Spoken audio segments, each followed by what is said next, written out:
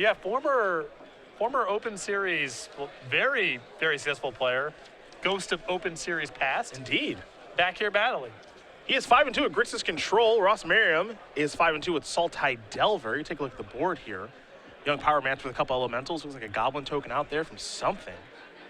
So we're enjoying this game in progress. Spagnolo at 4, Merriam at 10. The Tarmogoyfs are 4/5s. We'll see what these players are up to.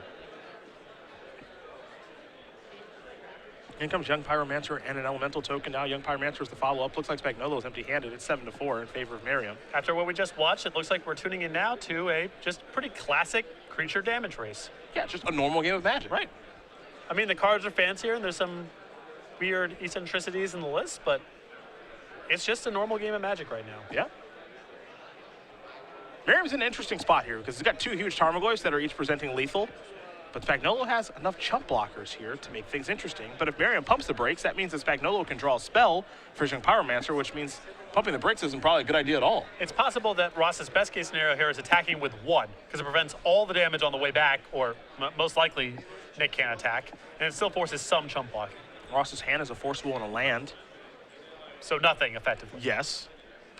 So is he supposed to get in here with both Tarmogoyfs or not? That's the big question. Unless he's got a lot of huge draws, I don't think he can say go. I think attacking with 1 versus attacking with 2 is close.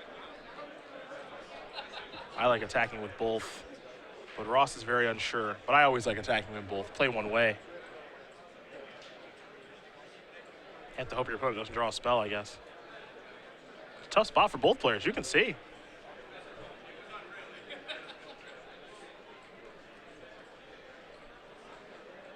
Merriam, super important turn for him. He picks up a 3rd loss. So it's probably over. Yeah. Almost certainly over.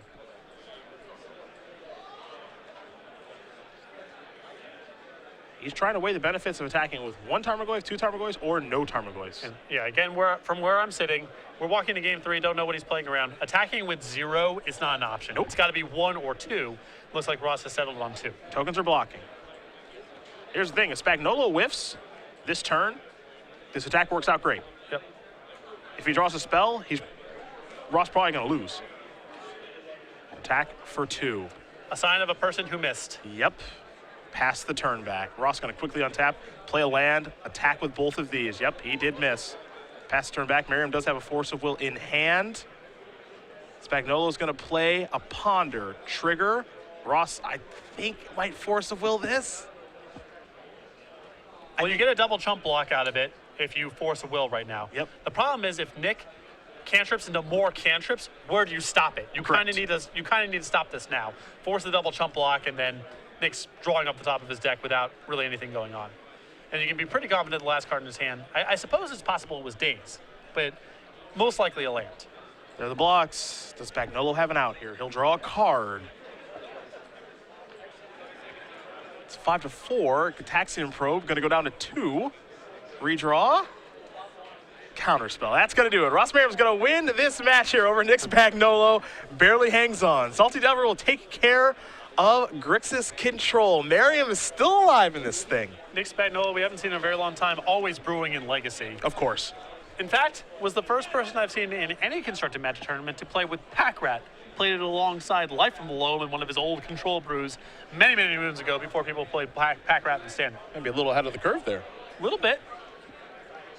Fun to see him play.